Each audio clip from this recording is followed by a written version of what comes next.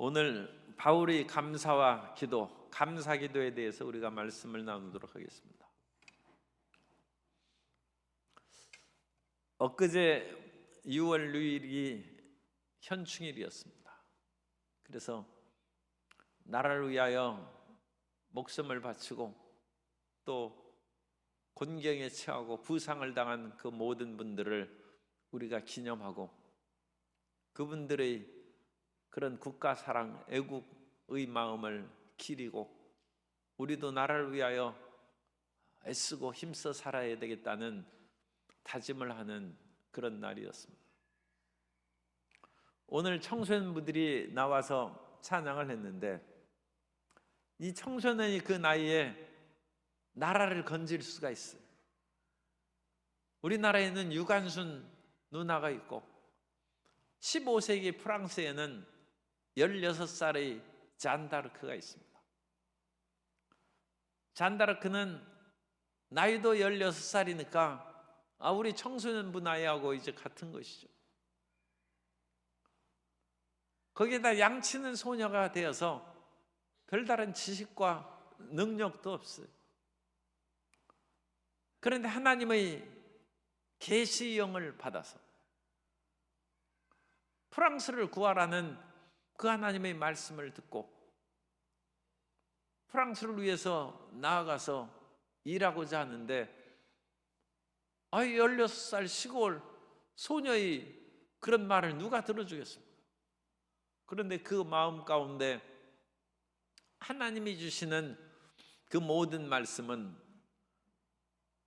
물을 끼얹어도 꺼지지 않는 불길과 같은, 아무리 사람들이 그것을 미친 아이 아니냐, 그리고 이런 시골 아이니까 귀족의 딸이었으면 좀 들어줬을지도 모르는데 양치기 소녀니까 들어줄 까닭이 없는데도 이 속에 사람들의 어떤 비방과 핀잔과 멸시에도 불구하고 꺼지지 않는 불이 있다는 거예요. 그래서 잔다르크가 결국은 샤를르 7세를 대관식을 하고 100년이 넘게 영국과 프랑스의 왕의 계승 전쟁입니다. 그것을 종식시켰습니다. 물론 그 일을 행할 때는 성녀로 추앙을 받았지만 이 세상의 정치라는 것은 미묘하기 때문에 결국은 영국 편에 가담한 영주에게 붙잡혀서 마녀로 화형을 당했어요. 그러나 3년 뒤에 샤를 7세가 자기가 잔다르크로 말미암아 왕이 됐는데 그 소녀를 마녀로 하면 자기도 왕위 빼앗길 위험이 있죠. 그래서 3년 뒤에 다시 성녀로 복권시켰어요. 그러나 그와 같은 정치적 갈등이 문제가 아니라 우리 안에 꺼지지 않는 불이 있는 계시의 영이 있는가, 그것이 우리 크리스찬의 과제입니다. 오늘 사도 바울이 올리는 그 기도의 내용을 우리가 한번 살펴봄으로써 우리의 기도에 대한 제목을 우리가 한번 다시 점검하고 우리의 기도를 통하여 하나님이 지혜와 계시의 영을 부어주셔서 교회를 살리고 나라를 살리고 온 세계에 생명의 복음을 증거하는 하나님의 일꾼으로 우리 모두가 거듭나고자 합니다. 그래서 사도 바울은 먼저 하나님께서 13절과 14절의 말씀을 이어서 말씀합니다. 하나님께서 예수 그리스도의 은혜로 말미암아 우리를 구원하시고 그의 피로 우리를 사시고 성령으로 인쳐주셨다는 것입니다. 약속의 성령으로 인쳐주셨으니까 우리는 이제 지극히 작은 보증을 받았어요. 그래서 하나님께서 우리에게 영원히 구원해 준다는 우리가 보증금만 받았어요. 그래서 한 10분의 1밖에 안 받았어요. 계약금이니까 얼마 안 받은 것입니다. 그러나 이 보증은 성령의 인치심 보증이기 때문에 10분의 9를 못 받았다 할지라도 하나님이 반드시 이루실 줄로 믿습니다. 오늘 우리가 예수님 믿고 여러 가지 힘들고 어려운 일을 겪는다 할지라도 너무 놀라지 마세요. 우리가 지금 겨우 10분의 1이나 그 정도로 지금 보증금을 받고 천성을 향하여 나아가는 것입니다. 완전히 열을 다 하나님께서 10분의 10을 다 우리에게 채우실 때 우리는 예수 믿은 이 복이 이렇게 어마어마하고 놀라운 것인가, 우리는 놀라게 될 것입니다. 그것이 구원의 완성입니다. 오늘 우리가 예수님을 믿은 것은 구원의 완성이 아닙니다. 우리는 이 칭의 의롭다함을 얻었을 뿐이지 우리는 성화와 영화의 단계를 지나서 영광스러운 몸으로 변하는 그 날이 구원의 완성의 날입니다. 그래서 성령의 인치심을 받고 또 우리가 이 세상을 성화의 길을 걸어나갈 때 모든 일에 있어서 하나님의 영광을 드러낼 수 있도록 주님께서 우리를 붙잡아 주시고 우리를 항상 은혜를 내려주실 줄 믿습니다. 왜냐하면 그것이 하나님이 우리를 구원하신 목적이기 때문입니다. 그리고 이 하나님의 영광을 위해서 산다는 것은 혹시라도 이상하게 생각하거나 내가 하나님의 무슨 종이 노예인가? 그럴 생각할 필요 없어요. 백범 김구 선생은 나라를 위하여 목숨을 바치고 일하사는데 그럼 백범 김구 선생은 나라의 노예입니까? 그런 건 아니죠. 나라의 종이라고 할 수는 있죠. 그러나 억지로 하기 싫은 것을 끌려서 무슨 국가의 노예가 돼가지고 나라를 위하여 일한 그런 안중근 의사, 또 윤봉길 의사라든지 그런 모든 독립운동 사람들이 어쩔 수 없이 노예로 끌려서 그렇게 한 것인가? 절대로 그런 것은 아닙니다. 오늘 우리가 이 나라보다, 대한민국보다 훨씬 더 큰 하나님의 나라를 위하여, 그 영광을 위하여, 그 나라의 확장을 위하여 일하는 것을 기쁘게 생각하고 그 일에 참여하는 것은 결코 노예나 억지로 하는 것이 아니라 얼마나 자랑스럽고 자부심이 넘치는 그와 같은 일인지 마음에 우리가 깊이 새겨야 될 줄로 믿습니다. 그래서 하나님께서 이 모든 일을 이제 행하는 이로 말미암아 주 예수 안에서 너희 믿음과 모든 성도를 향한 사랑을 나도 듣고, 그래서 사도 바울은 우리가 영원한 소망을 가졌다고 그 위에 말씀을 했습니다. 그래서 이 사도 바울은 위에 있는 그와 같은 소망과 믿음과 사랑, 이것이 사도 바울의 이와 같은 3대 항상 강조하는 그런 것입니다. 그래서 이 세상에서 여러 가지 유익함이 많이 있지만 또 여러 가지 덕성이 많이 있지만 우리 크리스찬들이 자랑할 수 있는 덕성은 따라서 하세요. 나에게는 믿음이 있습니다. 나에겐 사랑이 있습니다. 나에겐 소망이 있습니다. 믿음과 소망과 사랑, 믿음과 사랑과 소망, 이게 우리 재산이에요. 어떤 사람은 흔히 우스갯소리로 난 돈밖에 없다고 하는데 불행한 것입니다. 불행한 것입니다. 사랑이 있어야 돼. 나는 다른 것은 없어도 영원한 천국에 소망이 있다. 이웃에 대한 사랑이 있다. 사도 바울이 믿음, 소망, 사랑을 고린도전서 13장 13절에서 믿음, 소망, 사랑은 항상 있을 것인데 그 중에 제일은 사랑이라고 했습니다만 어쨌든 이것이 우리의 덕성입니다.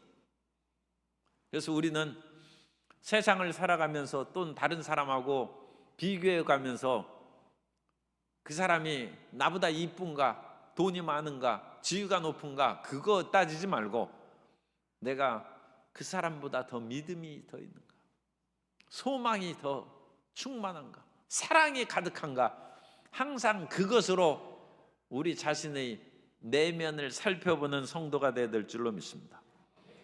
그러면서 사랑을 나도 듣고, 그러니까 이 모든 성도들, 이 에베소에 있는 성도들뿐만 아니라 모든 성도들에게 사도 바울이 보는 것은 믿음, 소망, 사랑이에요. 그러니까 교회에 어떤 사람이 왔어요. 그런데 그분이 사회적으로 굉장히 지위가 있어요. 돈도 많아요. 그러면 참 잘 오셨다, 그렇게 생각하지만 사도 바울은 그것으로 평가하는 것이 아니라 너희 속에 있는 믿음과 사랑의 그 이야기를 듣고 그것을 인하여 하나님께 감사한다. 돈 많은 사람이 와서 감사하는 것이 아니라 사랑이 많은 사람이 온 것으로 인하여 감사한다. 우리 크리스찬들이 이 사도 바울의 이런 마음 자세를 우리가 본받아야 돼. 오늘날 한국 교회가 그런 마음으로 모든 성도님들을 대하고 그 길로 나아가고 있는 줄 믿습니다. 그 부족한 것은 회개해야 됩니다. 그래서 그것이 진정 크리스찬의 덕성이고 가치 있는 것입니다. 그래서 이 사랑을 듣고 나도 듣고 15절 내가 기도할 때 기억하며 너희로 말미암아 감사하기를 그치지 아니하고. 그래서 이 사랑과 믿음과 소망이 있는 그런 사람들에 대한 이야기를 듣고 사도 바울은 항상 감사하며 그들을 위하여 기도한다는 것입니다. 좋은 음식을 먹을 때 기억나는 사람이 있는 사람은 행복하다고 했어요. 이 맛있는 음식을 내 아내하고 나눠야지, 내 남편하고 나눠야지. 남편에게 주느니 내 혼자 다 먹는다. 그럼 불행한 것입니다. 그런데 기도할 때 먹는 것도 지금 굉장히 중요하죠. 이 맛있는 음식을 내가 나눠줘야 되겠다. 그래가지고 좋은 음식이 있으면 그것을 갖다 주는 거예요. 참 송구한 얘기입니다만 저한테 많이 좋은 걸 많이 갖다 줘요. 이 넥타이도 좋은 걸 넥타이를 제가 이걸 사겠습니까? 이걸 주는데 제가 안 찰 수가 없죠. 그런데 너무 멋있는 색깔이 돼서 조금 부담스럽긴 합니다만 그래도 저는 다 합니다. 왜냐하면 이건 사랑이기 때문에, 제가 연예인이기 때문에 이것을 하는 것이 아니라 성도의 사랑이기 때문에 제가 이걸 다 합니다. 그래서 사도 바울은 기도할 때마다 기억나는 사람이 있어요. 그래서 사도 바울은 오늘의 이 말씀에서는 에베소서 성도들을 기억한다. 내가 기도할 때마다 여러분이 생각나서 기억하며 너희로 말미암아. 그런데 이 기억해서 기도하는 것이 감사의 기도란 감사. 그 어려운 상황 가운데 오늘날 튀르키예 지역에 있는 에베소입니다. 그 에베소의 여러 지역에서 그 당시는 믿는 사람이 거의 없어요. 수많은 사람이 우상을 섬기고 아르테미스라는 아데미 여신상을 섬기고 다양한 그런 신들을 섬기면서 예수님 믿는 사람은 소수고 핍박받는데 그럼에도 불구하고 믿음을 지키고 있는 것을 기억하면서 감사의 기도를 듭니다. 그러면 그런 사람들이 지금 상황이 어떻겠어요? 여러 그런 사회적인 대접과 존경을 받는 그 같은 상황이 아니니까 직장이 좀 어려울지도 몰라요. 취직하기가 어려울 수 있어요.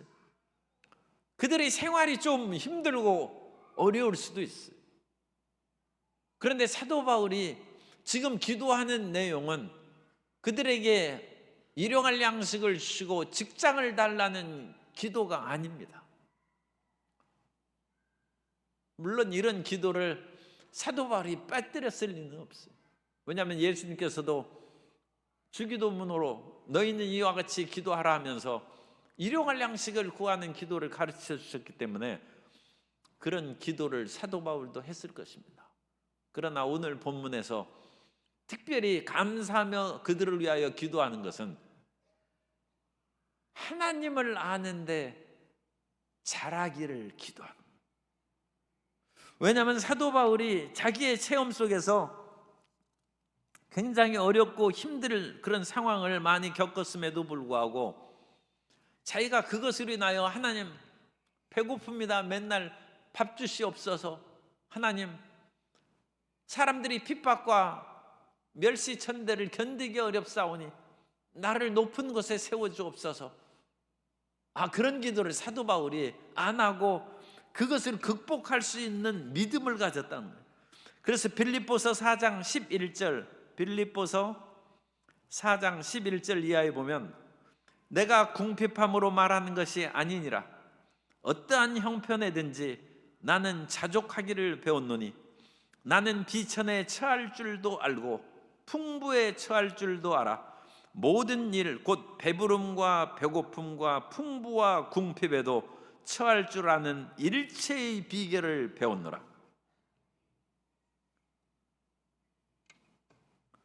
그래서 배부를 때도 믿음이 나태해지거나 유혹받지 않고, 배고프다고 하나님 탄식하고 슬퍼하지도 아니하고, 풍부에 처할 때거나 궁핍에 처할 때거나 아무 상관없다는 거예요. 그럼 그런 때 궁핍과 풍부의 모든 일체를 떠나 있는 그런 상황에서는 무슨 기도하겠습니까? 천국에서는 기도가 끊긴 곳입니까? 이 땅에서 우리 기도는 우리 병 고쳐달라고 하고 우리 먹을 것 달라고 하고 직장 달라고 하는 그 기도를 많이 하는데, 천국에는 그런 것이 아무 필요 없어요. 그럼 천국에는 기도가 없습니까? 기도가 사라진 곳이 천국입니까? 성경은 우리 영이 그리스도의 장성한 분량에 이르도록, 그 충만한 분량에 이르도록 나아가기를 원한다고 했습니다. 이 지구는 태양계에서 이 점 같은, 그런데 이 태양계 같은 것이 우주에 어마어마하게 있는 그 우주에 모든 것을 품고 다스리는 분이 하나님이십니다.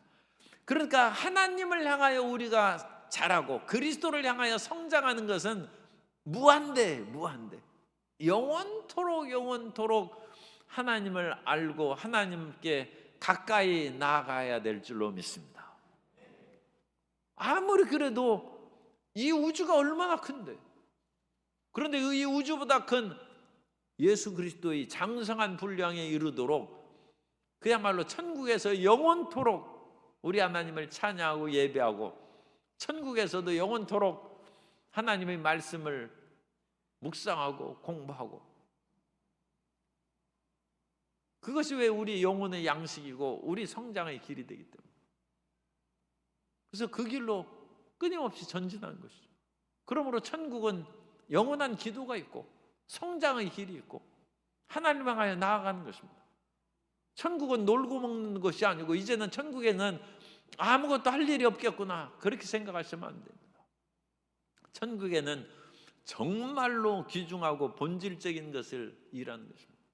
그래서 이 땅에 있을 때부터 우리의 기도 제목을 좀 바꿀 필요가 있어요. 오늘 기도 제목을 바꾸는 그 내용이 사도 바울의 기도입니다. 그래서 사도 바울은 감사하기를 그치지 아니하고 17절부터 사도 바울의 이제 기도가 19절까지 나오죠. 그래서 17절부터 19절까지 사도 바울의 그런 기도가 나오는데, 17절에 보면 우리 주 예수 그리스도의 하나님 영광의 아버지께서, 그래서 하나님은 예수 그리스도로 말미암아 우리에게 알려졌고, 하나님 아버지하고 우리 사이의 관계는 반드시 예수님이 있어요. 그것은 우리가 지난 시간에도 우리가 살펴봤습니다.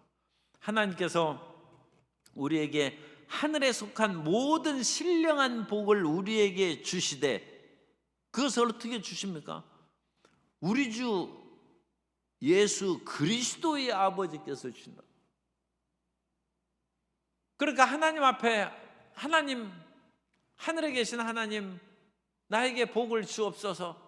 그렇게 모든 사람이 기도할지라도 그 기도 응답을 받는 사람은 주 예수 이름으로 기도하는 사람이 응답받고 하늘이 신령한 복으로 채움받게 될 줄로 믿습니다.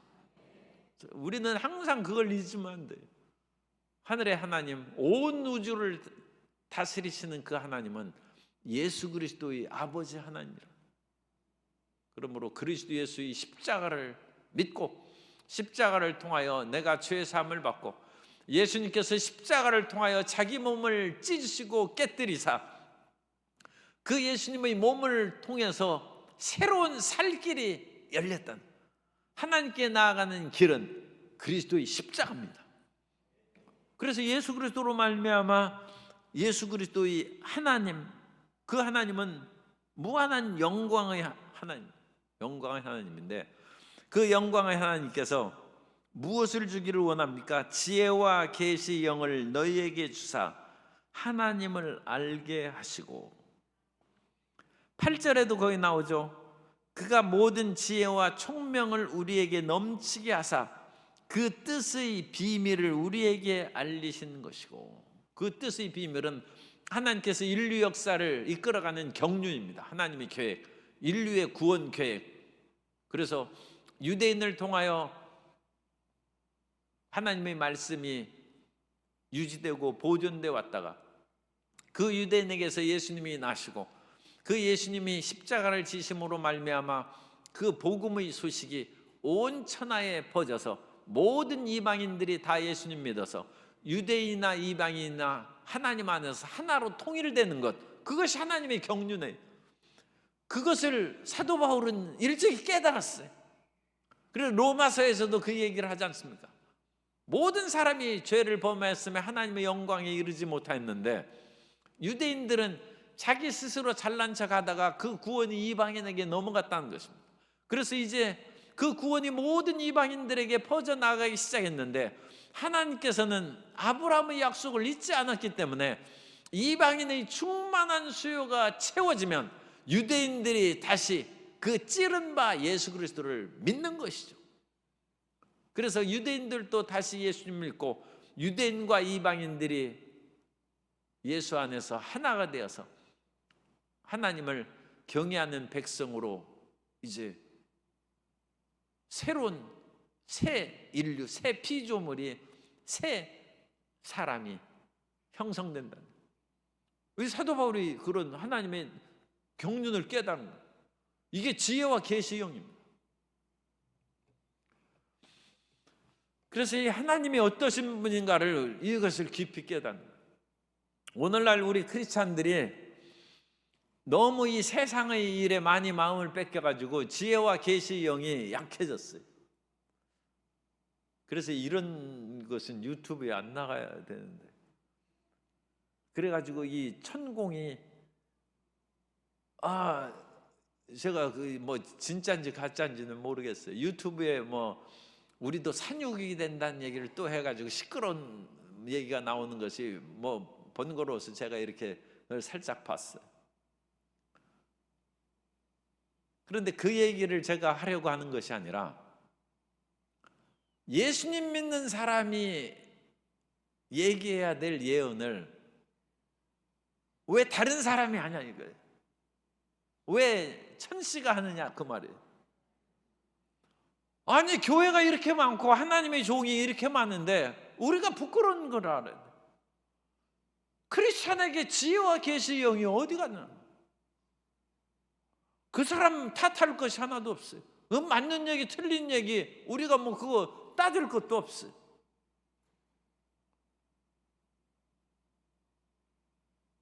교회에서 한국의 미래에 대해서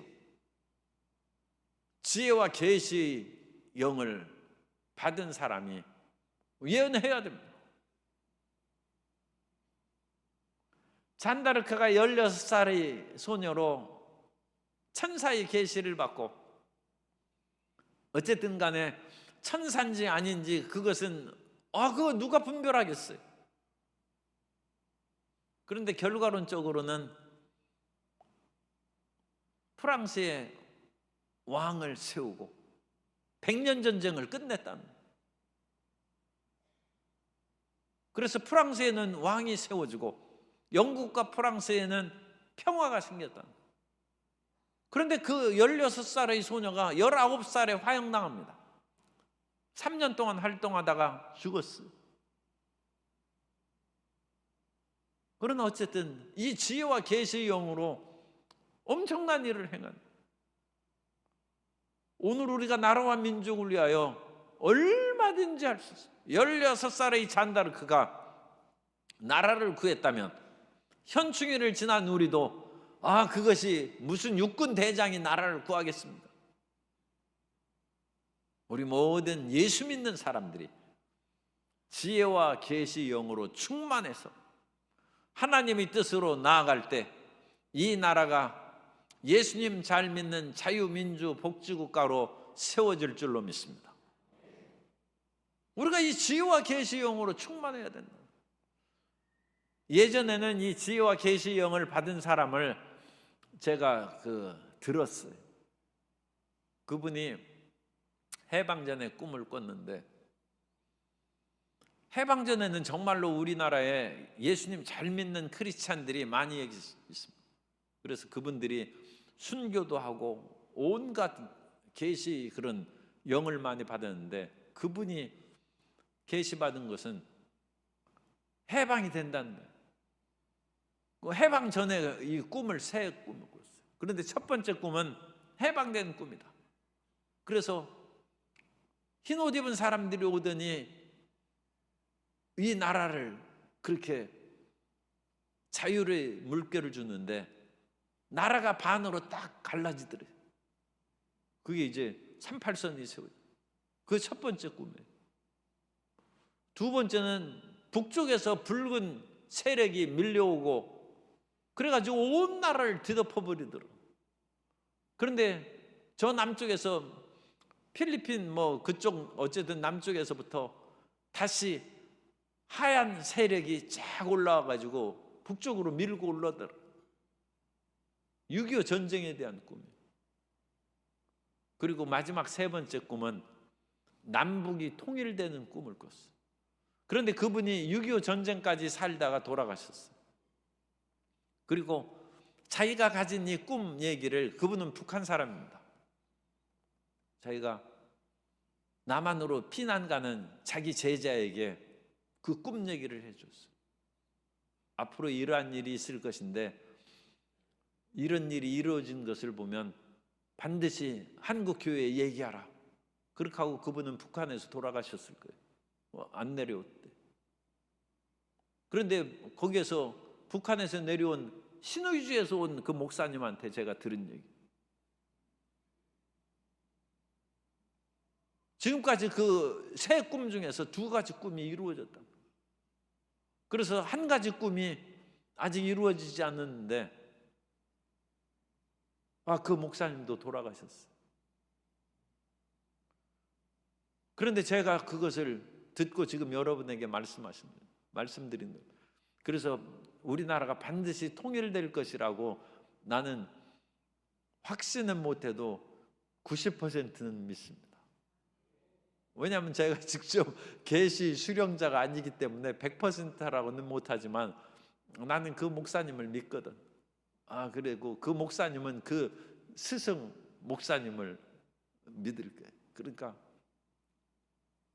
어떤 사람은 통일대에서 뭐 하느냐 그래가지고 여러 가지 부정적인 얘기하는데 그건 무슨 이유로 어떤 경제적이거나 정치적으로는 어떤 이해관계가 어떻게 있을지 몰라. 그러나 하나님께서는 통일시켜준다고 그 꿈의 계시가 있어요. 우리 크리스찬들이 이것을 해야 된다. 지혜와 계시의 영으로 이와 같이 얘기해야지 공연히 천씨가 얘기하도록 그렇게 해서는 안 된다는 거예요. 그러면 크리스찬들이 왜 그와 같은 일을 하면, 크리스찬들이 너무 세속적인 것에 매어 달려서 그것에 함몰되어 있다. 우리가 귀한되거나 천한되거나 이 지위가 하나님께서 주시고 그 안에서 먹고 사는 것이 있으면 그것으로 인하여 만족하고 하나님이 높이시면 높이시겠지 하고 진짜 본질적인 나라와 세계를 위한 지혜와 계시형을 받는 일에 몰두해서 기도해야 된다.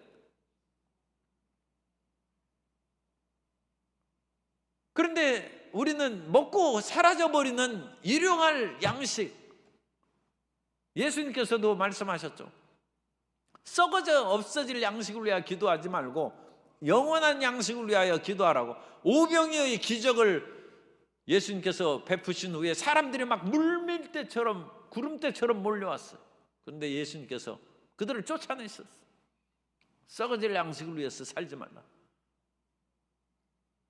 그러자 수많은 사람들이 물러갔어요. 그때 예수님께서는 제자들에게 너희도 가려느냐? 예수님은 단순한 교회 성장 그런 거에 그 마음 안 쓰세요. 사람들은 조금만 기적하면 물밀듯이 몰려옵니다. 진짜 믿으라는 거예요. 진짜.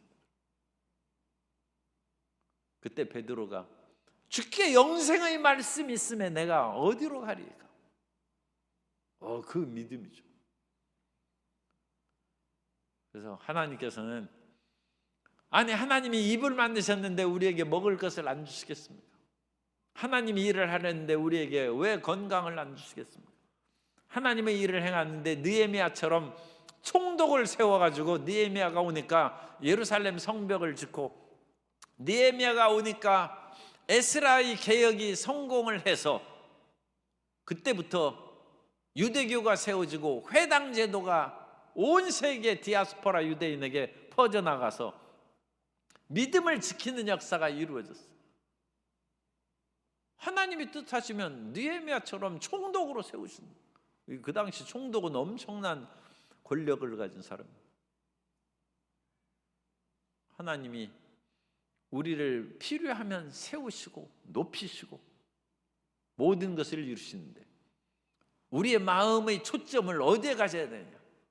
하나님이 이 대한민국을 그리고 이 세계의 역사를 어떻게 이끌어 가실 것인지, 그래서 지혜와 계시의 영을 너에게 주사 하나님을 알게 하시고, 하나님을 알게 하는 것은 하나님의 그 어마어마한 그것을 어찌 우리 알겠습니까?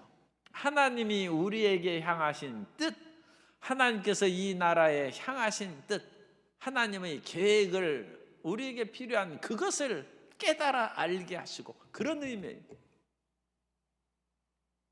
하나님이 이 나라를 이끌어 가시겠다. 그래서 그걸 알고 우리가 전진해야 돼요. 의학 그 분쟁이 아직 해소가 안 돼서 서울대 교수들이 뭐 총 파업한다고 그러는데, 거기에서 그런 의대 의사들도 잘하는 사람에게 연봉 10억씩 줘야 된다고 그러는데, 그건 당연한 말입니다.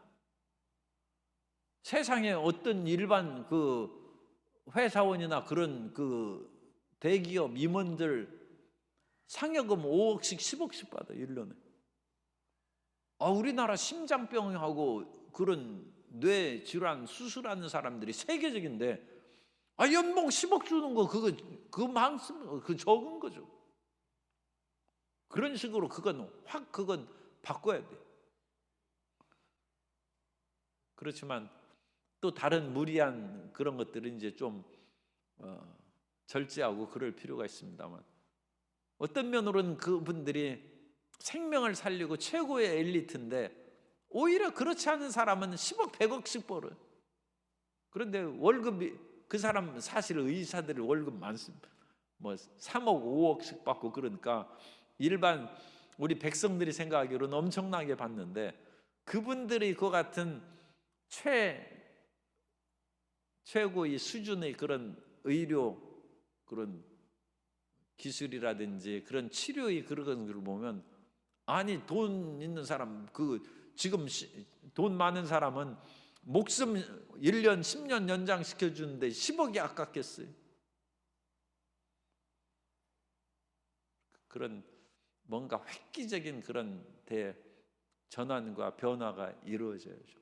그러나 우리가 생각하는 그런 슈바이처나 정말 훌륭한 의사는 그런 거 신경 쓰지 말고 정말로 사람들 잘 고치는 그런 의사를 우리가 원하잖아요. 그죠? 그래서 그런 참 의사가 있기를 원한다. 그런데 세상 사람들은 참 의사 찾지 말고 당신이 참 크리스찬 되라는 거예요. 세상 사람들은 당신 정말 우리하고 똑같이 그런 것을 위해서 기도하고 몸부림치는데, 아니 크리스찬이 연봉 10억 달라고 부르짖어 기도하면 10억 연봉 의사 달라고, 그거하고 뭐 무슨 차이가 있어? 그러지 말고 지혜와 계시의 영으로 충만해서 당신들은 그것의 전문이니까 하나님의 뜻을 선포하라는 거예요. 딴 사람이 선포하게 하지 말고 예수 믿는 사람이 하나님의 이 나라를 향한 뜻을 선포하라. 사실 이 설교 제가 준비하면서 제가 마음이 뜨거워서 사실 이게 큰 소리 치면 안 되는데, 그죠? 왜냐하면 너나 잘해라 그렇게 할 수 있기 때문에.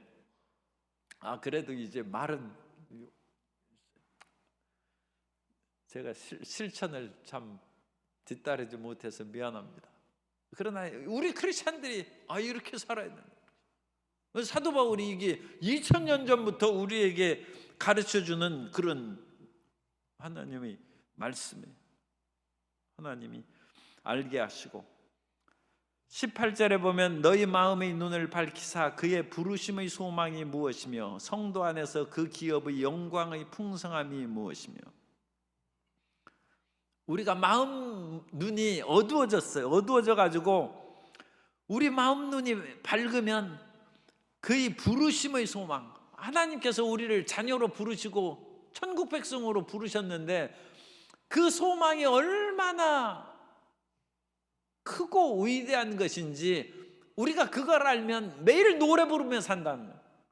그런데 우리가 마음 눈이 어두워져 가지고 눈으로 보이고 손으로 만져지는 이 세상 것들이 없으면 우리가 낙심하고 낭망하고 절망하는데 부르심의 소망이 없다는 거예요.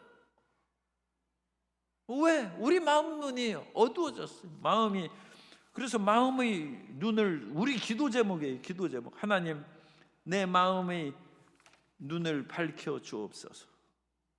그래서 에베소서 5장 8절에 보면 너희가 전에는 어둠이더니, 에베소 5장 8절, 너희가 전에는 어둠이더니 이제는 주 안에서 빛이라, 빛의 자녀들처럼 행하라. 그런데 여전히 어두운 사람들이 많이 있다는 거예요. 크리스찬들이, 세상 사람들이야 원래 어두우니까 뭐 어떡하겠어요. 하나님을 모르니까. 그런데 예수님 믿는 사람도 같이 어두워서 세상 사람들하고 똑같이 그 길을 걸어갔는데 이건 맹인이 맹인의 길을 인도하는 것처럼 그런 꼴입니다. 그래서 사도 바울이 에베소 사람들에게 기도하는 거예요. 마음의 눈을 밝히고 우리의 영안을 열어주시고 마음 눈이 열려서 하나님이 우리를 부르신 그 소망이 얼마나 크고 위대한지, 그리고 한 사람의 영혼을 전도해서 구하는 일이 우리가 100억 버는 것보다 훨씬 더 크고 위대한 것인 것을 깨닫는 것이 마음 눈이 밝힌다. 예수님께서는 참 이 과격한 말이 나오네. 예수님은 그 미친 사람 한 사람 구하기 위해서 돼지 2000마리가 몰살했어요. 돼지 한 마리 550, 한 마리가 얼마, 100만 원씩 치면 50만 원쯤 하나요? 50만 원 하면 어쨌든 50만 원하고 2천만 원, 2000마리가 계산이 복잡하니까 이 미친 사람 하나 구하기 위해서 이 돼지 2000마리가 그냥 죽어버렸어. 멀쩡한 사람도 아니고 그 당시 동네 사람으로서는 무가치한 사람이에요. 그러나 예수님은 소중히 여기셨다. 그 사람을 귀히 여기시고, 그리고 그 사람이 하나님께서 너에게 어떻게 일을 행하셨는지 그 선하신 하나님의 역사를 가서 너희 동네 사람에게, 너희 가족에게 전하라는 거예요. 부르심의 소망이 어떤 것인지 우리가 그것을 알면 이 세상의 일로 인해서, 눈에 보이는 일들로 인하여 크게 낙심 안 한다는 거예요. 그것을 인하여 울고불고 안 한다는 거예요. 그리고 우리가 나중에 천국에서 그 기업의 영광의 풍성함이, 우리가 이 세상에서 로마서 8장 18절에 있죠. 현재 받는 고난은 장차 우리에게 나타날 영광과 좋게 비교할 수 없도다. 이 영광을 우리가 망각하고 사는 건지 모르고 사는 건지, 이게 참 사도 바울 입장에서 보면 답답합니다. 예수 믿는 사람이 예수님 믿는 이와 같은 자부심과 긍지가 없어요. 그리고 예수님 믿는 사람의 이 위대한 특권을 하나도 이해하지 못하고 세상 사람들이 원하는 그것만을 붙잡고 같이 레드오션의 치열한 경쟁 속에서 그와 같이 물고 뜯고 싸우니, 이 예수님 사람 믿는 사람답지 않다는 거예요. 우리는 그 사람들하고 상관없는 블루오션의 세계에서 부르심의 소망이 어떤지, 나중에 그 기업의 영광의 풍성함이 어떤지, 그것을 우리가, 하나님 내 눈을 열어 주옵소서, 내 마음의 눈을 밝혀 주옵소서, 그거 기도하라는 거예요. 그리고 더 놀라운 일이 있어요. 19절에 보면 그 힘의 위력으로 역사하심을 따라 믿는 우리에게 베푸신 능력의 지극히 크심이 어떠한 것을 너희로 알게 하시기를 구하노라. 이게 굉장히 복잡한 말인데, 성도 여러분, 하나님께서 우리에게 능력 주시는 것 중에서 어떤 것이 제일 위대한 것 같아요? 우리가 이 산더러 명하여 바다에 던져, 엄청난 능력이죠. 주식의 동향에 대해서 얘기해가지고 그 같은 예언의 능력, 대단한 것이죠. 산을 옮길 만한 믿음, 앞날이 어떻게 될 것인지 예언하는 능력, 얼마나 대담한. 그러나 그런 모든 것도 사랑이 없으면 아무것도 아니라고 했는데, 왜냐하면 그것은 한시적이고 세상적인 능력입니다. 가장 위대한 능력은 죽은 자가 살아나는 것입니다. 부활의 능력, 이 세상의 최고의 능력이 부활의 능력인데, 이 부활의 큰 능력을 우리에게 베풀어 주시는데, 이 20절에 그것을 다시 명확하게 설명합니다. 그의 능력이 그리스도 안에서 역사하사 죽은 자들 가운데서 다시 살리시고 하늘에서 자기의 오른편에 앉히사, 예수님을 죽은 가운데 살려주셨고, 그 예수님을 믿는 사람들도 똑같이 죽음의 세력에서 부활하여 영광의 자리에 예수님과 함께 앉는다는 것입니다. 우리가 죽어도 산다는 거예요. 그리고 죽어도 그냥 사는 것이 아니라 아버지께서 나를 그의 보좌에 앉게 해 주신 것처럼 너희도 내 보좌에 앉게 해 주겠다. 예수님이 우리에게 약속하신, 그것을 생각하면 자다가도 그야말로 벌떡 일어나서 한밤중에 전도하러 나갈 판이에요. 내가 이 영광의 직분을 얻었은즉 어찌 내가 잠이 오겠는가. 이 하나님의 능력이에요. 그런데 우리가 능력 생각하는 것은, 산에 가서 제가 젊었을 때 기도하면서 하나님 능력을 주옵소서, 병든 사람마다 안수해서 병 낫게 해주시고 귀신을 쫓는 능력, 그것도 엄청난 능력이죠. 그러나 오늘 사도 바울이 에베소에서 가르치는 능력은 부활의 능력입니다. 세상에 죽은 사람이 살아나고 우리의 썩을 몸이 썩지 않을 것으로 변한 것처럼 큰 능력이 어디 있어요? 그리고 그 크신 능력으로 예수님을 세계의 모든 종교의 지도자들, 성현들이 다 죽어서 흙수에 묻혔습니다. 그러나 예수님은 죽은 자 가운데 살아나셨다. 그 능력으로 우리에게 채워주신다. 그래서 그 능력을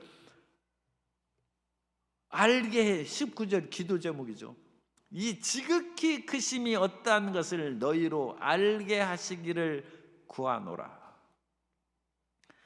그래서 사도 바울이 이 세 가지만 오늘 그냥 기억해 주세요. 17절, 하나님 지혜와 계시의 영을 주셔서 우리로 예언자가 되게 해 주옵시고, 두 번째, 마음 문을 밝히사 이 예수님의 부르신 소망이 얼마나 위대하고 나중에 천국에서 받을 기업이 얼마나 대단한지 이 세상 것은 눈에 보이지도 않아요. 그런데 세상 거에만 매달려 가지고 1시간 기도하면 50분 그거 기도하고 10분은 하늘나라를 위해서 기도하고 이 뒤집어져야 돼요. 거꾸로. 그 다음에 세 번째, 우리에게 위대한 하나님의 능력이 있어요. 그것은 다른 어떤 기적을 행하고 산을 던지고 뭐 그러고보다도 우리는 죽은 자 가운데서 다시 살아난다. 부활의 능력이 있다. 그리고 그 같은 충만한 역사가 예수 그리스도 안에서 다 이루어져서 예수님이 하나님의 보좌 우편에 계셨고, 하나님은 마지막에 모든 만물, 하늘에 있는 것이나 땅에 있는 것이나 모든 만물을 하나님이, 예수님이 다스리신다는 거예요. 그래서 이 위대한 하나님의 충만이 예수님에게 임한 것처럼 이 예수 그리스도의 충만이 23절 교회에 임한다는 것입니다. 교회는 그의 몸이니 만물 안에서 만물을 충만하게 하시는 이의 충만함이 교회에 임한다. 그래서 하나님께서는 예수 그리스도 안에 이 충만한 능력과 은혜를 주신 것처럼 그리스도의 몸된 교회에 이 충만함을 주시기를 원한다. 교회가 그런데 누구예요? 교회가 우리예요. 하나님은 우리 모든 사람을 충만하게 채워주시기를 원합니다. 하나님의 지혜로 충만하게 채움받기를 원합니다. 주님의 부르심의 소망으로 충만하게 채움받게 되시기를 주님 이름으로 축복합니다. 부활의 능력으로 충만하게 되시기를 주님 이름으로 축복합니다. 이것이 하나님께서 우리에게 원하시는 것입니다.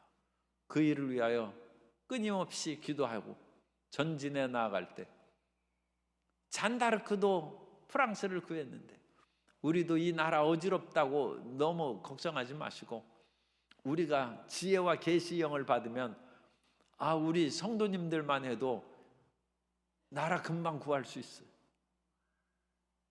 하나님의 위대한 역사가 나타나는 우리 모든 성도님들 다 되시기를 예수님 이름으로 축원합니다.